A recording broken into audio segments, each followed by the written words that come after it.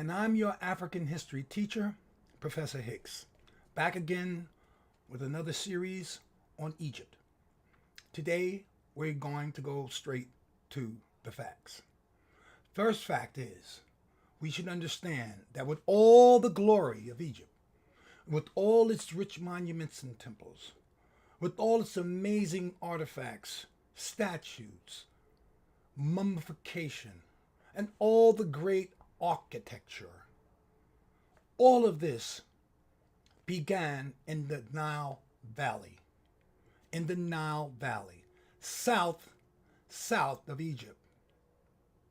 In ancient times, this was called Kush. In more recent times, it's called Sudan.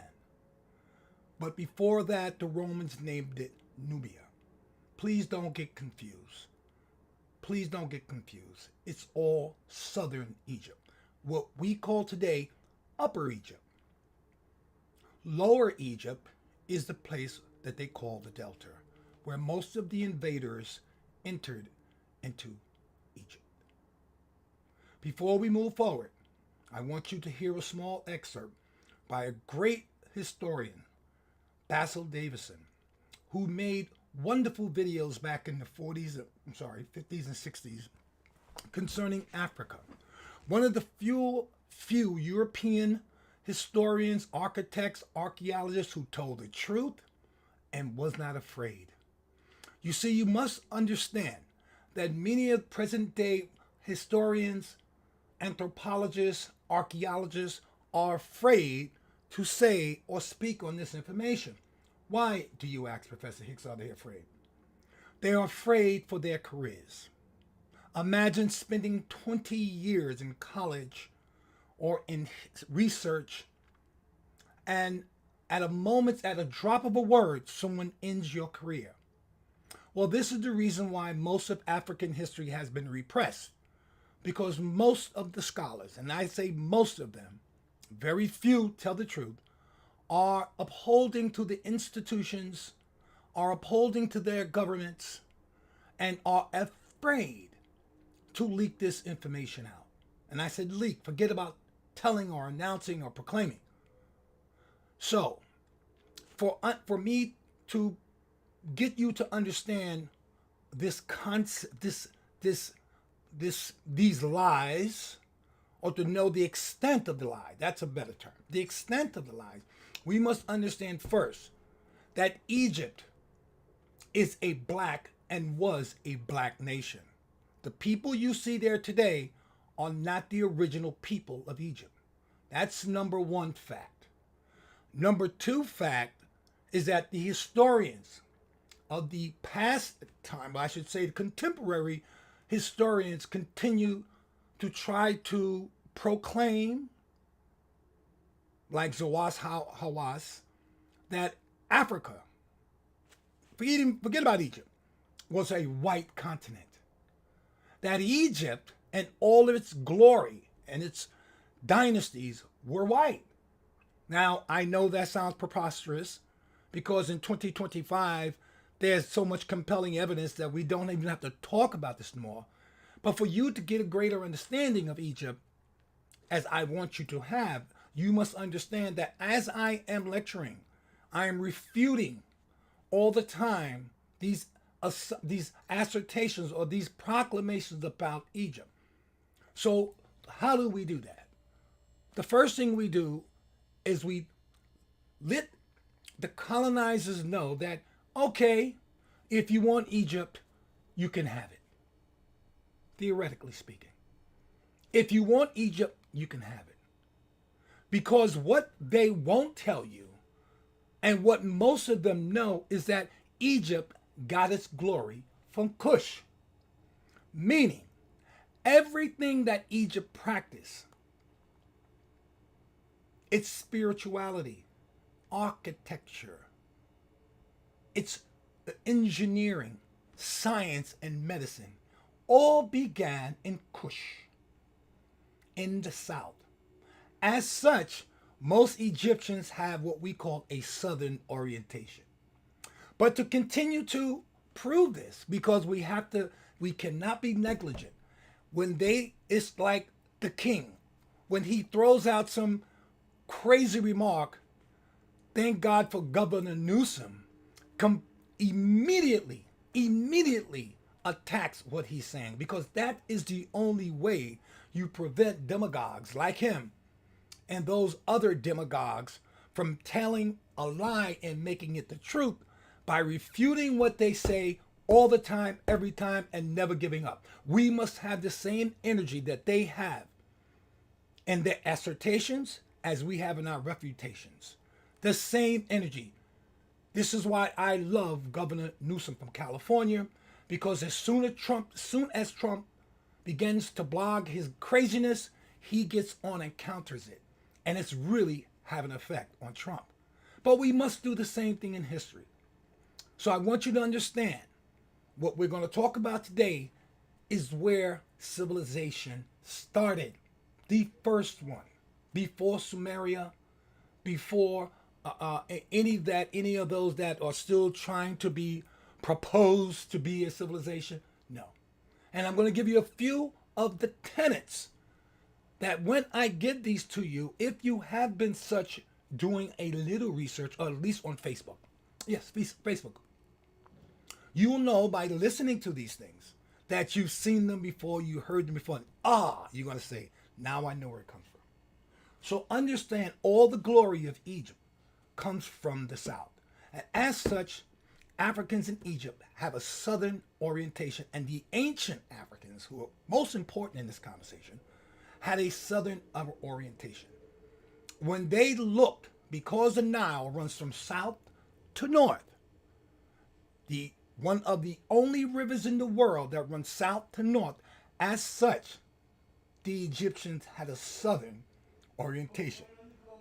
That means that when you are standing in Egypt and you're looking down south or upper Egypt, your left hand is facing the east and your right hand is facing the west.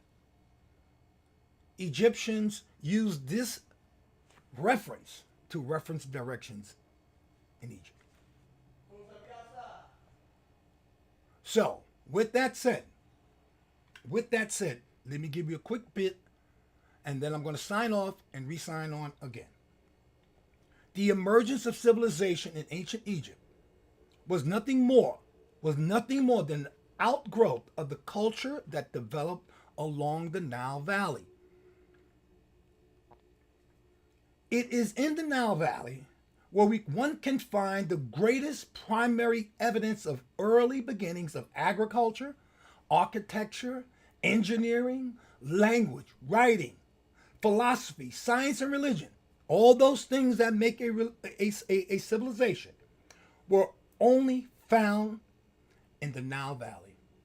Nowhere else on the planet can these things be found. In short, all the essential components that would lead to the development of a great civilization like in Egypt were found in the Nile Valley. Let me give you a few of those things. And when you hear these things, you're going to know these were Africans. There are 15 of them, and then we're going to stop at that, and I'll rejoin you later. Number one, agriculture by means of irrigation. Agriculture by means of irrigation.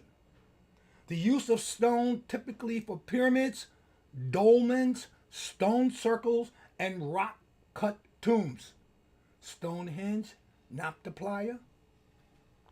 The carving of stone images, pottery making, metalworking, and pearl fishing. The use of polished stone implements. A ruling class, 2 divisions. The children of the sun connected with the sky world, born of Theogomies, who practice incestuous unions, and B, a class associated with the underworld, who survive as war chiefs. The sun cult, the practice of mummification, the great mother goddess, matriarchal systems. Human sacrifice, connected with agriculture and the cult of the mother goddess. Motherite, totemic clans, the dual organization, and exogamy. exogamy. Now, I'll be back to explain many of those terms, but these things that I just described are only found by people who were African and what they did. So, when we look at the South, when we look at Upper Egypt, the South, near the mountains of the moon, these are the things that scientists have found. And they find them nowhere else. So remember, Egypt is a wonderful place and an African complex and construct. But all of what they've got came from the South. What does that mean? That means even if people like these Egyptian authorities claim that Egyptians were white back then, well, what about the Sudan? European people biologically could not live in the Sudan. That's why there's none there. They would have died of cancer by the time they were 10 years old, skin cancer.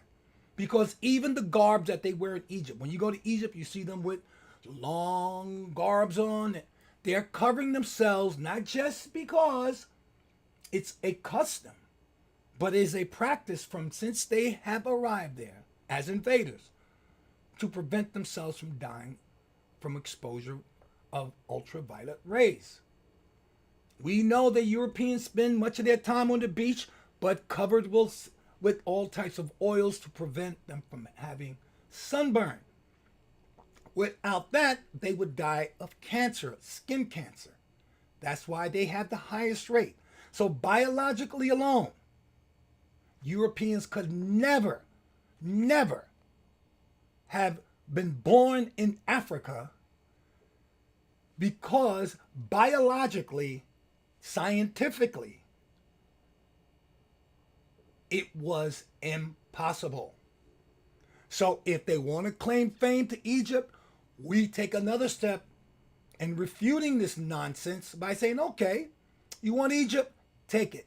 We still have Kush, whence everything that Egypt enjoyed came from. And remember, that's just an argument.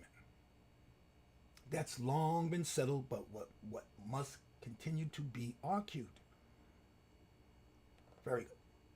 I'll be back to share some facts with you about the Nile Valley and